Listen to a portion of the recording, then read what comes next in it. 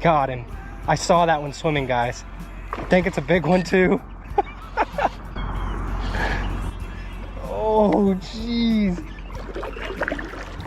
This has turned into a sweet little trip here at dusk. He's not quite as big as the last one, but he's close.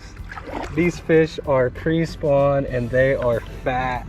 Y'all, to get these bites, I'm just kind of slow rolling it in the main channel, and then I'll twitch it every now and then. The majority of the bites have actually been as I restarted again after a twitch. There's another solid one.